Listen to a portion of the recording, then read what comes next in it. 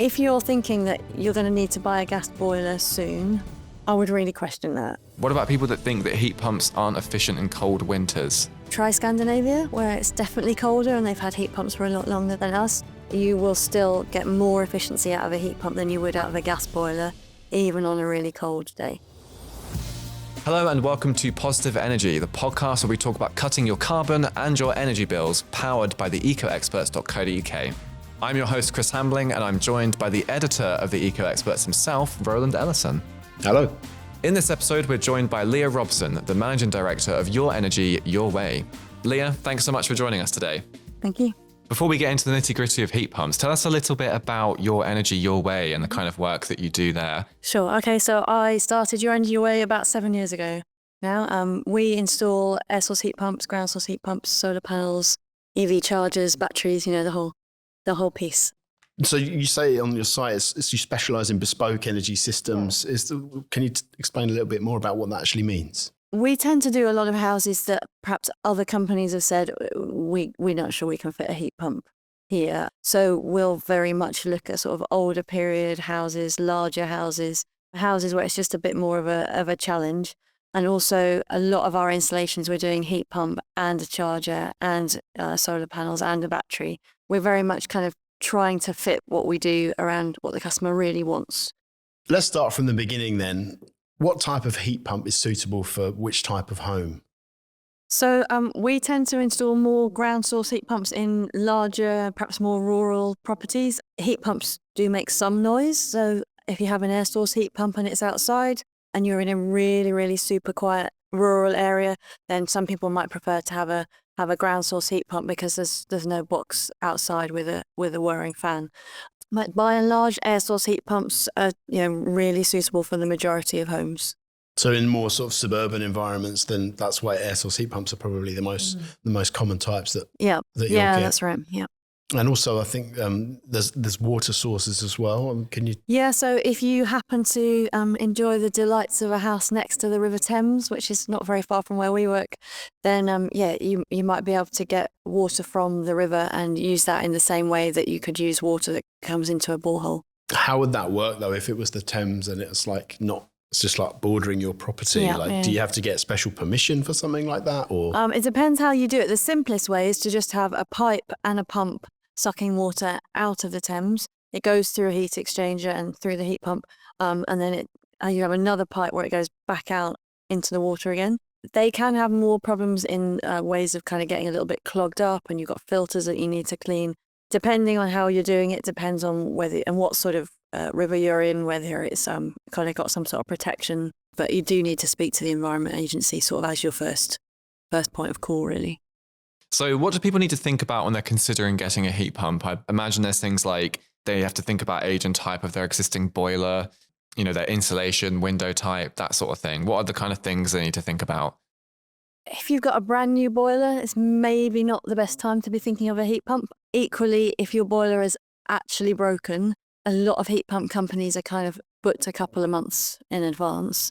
And also you need to do a couple of calculations, you need to do a bit of surveying. There's a bit of work that goes into organising a heat pump installation. So you don't want to be those two ends of the spectrum, really. So if you feel that your boiler is getting towards its end of life, you're starting to kind of worry about having to get new parts for it, that's a really good time to start thinking about a heat pump. In terms of insulation, there is a little bit of a myth out there that you have to have this super well insulated house. It's really not the case. We would say, yes, have double glazing, or at least secondary glazing. Yes, get your loft insulated. Those are fairly common now or relatively easy to do kind of measures. And we tend to ask customers, do you have a drafty house? And you'll know, right? That there's rooms in your house where you're like, if it's windy outside, you can hear it or feel it. So you can actually measure that with an air tightness test. Essentially what you do is somebody comes with a frame and there's a fan that fits inside the frame, and they put that frame into your front door, and then that fan then sucks the air out of the house. So it's at a reduced pressure inside, which of course means all the air outside is trying to get in. And it simulates something like a 50 miles an hour wind. So you can literally then walk around the house and you don't don't need like a little flame or anything. You can just see. You can feel Yeah. it. Yeah, you can feel it. The great thing with the drafts is often really easy to fix. So, it might take getting someone from a window company to come out and replace the seals. It's not a big job, not a big expense. Or just going around with some expanding foam or some silicone or whatever to get things sealed up. It makes a real difference to people's heat losses. And do they have to reconsider their radiator size or type or piping as well? Is that something they kind of have to consider? So it does depend on the house. So a lot of radiators are just sized to fit under a window. So that doesn't take into account how many external walls there are in that room. Doesn't necessarily mean it's the right size radiator. So the purpose of doing the heat loss calculation is both to size the heat pump and also to size the radiators. Pipework, you need to do some calculations based on the pipework that you can see. So, you'll look at the pipework as it comes up to the radiator. You'll look in maybe near the boiler, what pipework's going away from the boiler. You'll take that with the heat loss and you'll do some calculations to work out if the pipework is okay. And then that might set you on the decision about exactly how you design the heat pump system. And one of the questions that we ask a customer is like, do you have any radiators that never get warm? Right. Because you'll know if you live in the house, right, that actually, that radiator in that bedroom never gets hot, however much we try. So that's kind of like a little, all right, okay, we need to check that out. And sometimes you'll find that's because there's a bit of pipework that's been slung in that isn't really big enough. How does the boiler upgrade scheme help people transition away from a fossil fuel boiler? Yeah, so it's a really generous grant. It's £7,500. What's great for the customer, I think, is that whereas previous grant schemes, the customer had to do all the application, there was some quite complicated paperwork. With this one, it's sort of taken out of your hands, really.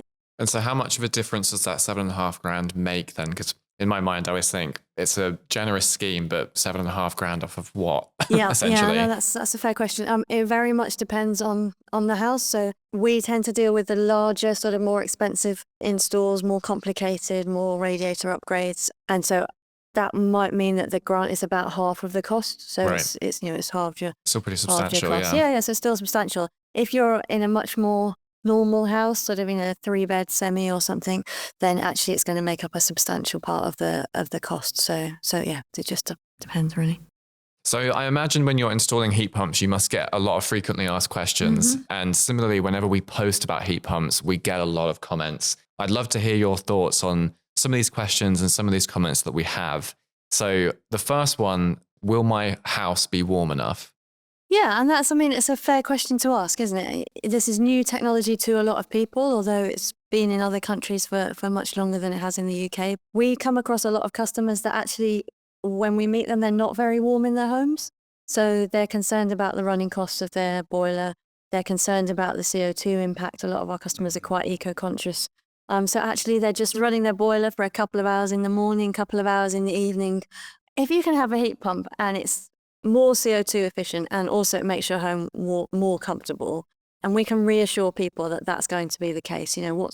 What's not to love, really? People get a bit confused about this because they say, oh, I hear it has to be on all the time. And then they'll say, so when I'm sitting on my decking in July, is the heat pump going to be whirring away? It's like, no, it's on all the time in the same way that your fridge is on all the time. Now, your fridge isn't actually on all the time.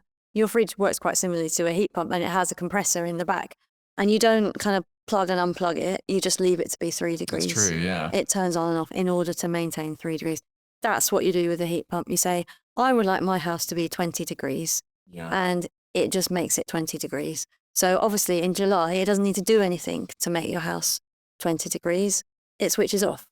So we just encourage customers to keep at a much more constant level of heat. And they all find it's more comfortable. Do they also ask, how long does an installation take and how disruptive will it be as well?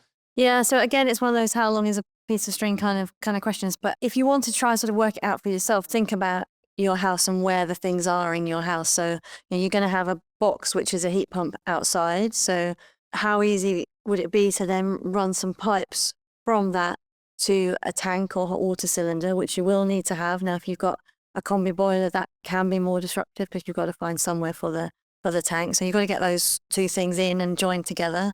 Also, not to forget, you've got to get power to it. So you've got to get an electric, won't just run off a socket. You've got to get a new dedicated power supply out to that that heat pump. So in some people's houses, those things are kind of all quite well contained together, and it's not a big job. In others, you've got a heat pump around the back of the house and you've got a tank up in the loft towards the front or something. Obviously going to be a bigger job. And then in terms of the radiators, it really, until you've done the heat loss calculation, really hard to say how many radiators will need upgrading. Right. And obviously that takes a little bit of time. So maybe from, say, it's three or 4 days for a really straightforward install, right up to like 2 or 3 weeks for a complex kind of thing in a big house.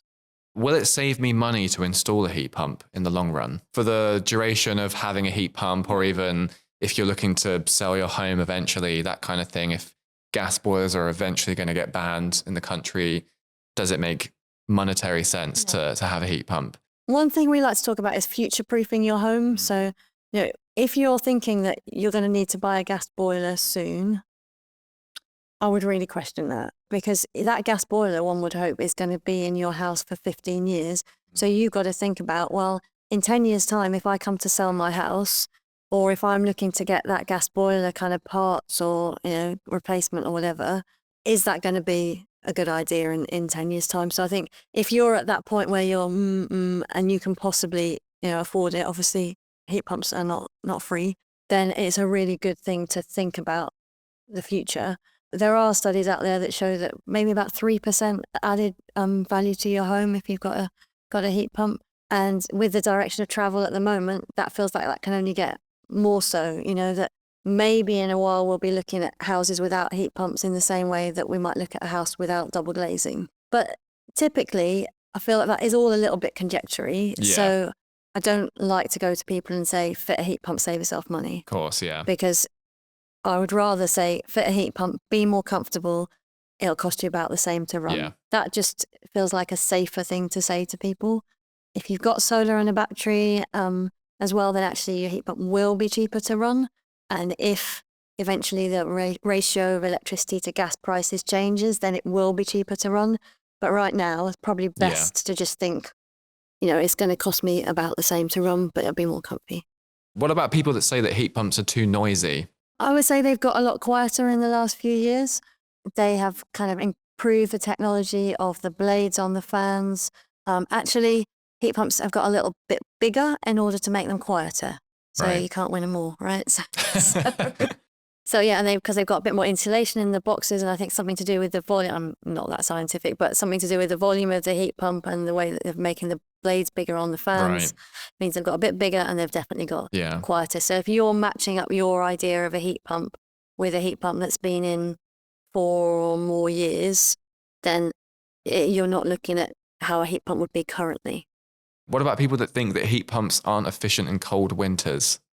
Try Scandinavia, where it's definitely colder and they've had heat pumps for a lot longer than us. So the physics dictate that they are not as efficient, but you will still get more efficiency out of a heat pump than you would out of a gas boiler, even on a really cold day. How does the efficiency compare between a gas boiler and a heat pump as well? So if you've got a really well-tuned, really kind of not top of the range, but just a really well-working gas boiler, if you put in a kilowatt worth of energy, you'll get about 0.9 kilowatts worth of heat out into your house. If you put in a heat pump and it's well installed, averaging across the year, you should get out like 3 to 4 kilowatts of heat out. So even if you've got a really rubbish install and you're only getting 1.5, or even in the middle of winter when you might only be getting like 1.5, it's actually still more efficient than a gas boiler. Right. What about heat pumps being high maintenance? So everyone who has a gas boiler should be getting it maintained once a year. Gas is a flammable thing that you really want to make sure that you're looking after your gas appliances. A heat pump is not as dangerous, but does still need maintaining once a year. And the maintenance is a little bit less involved. You're really just checking that the lagging is, the insulation on the pipes is still all like well stuck together and you're not losing heat.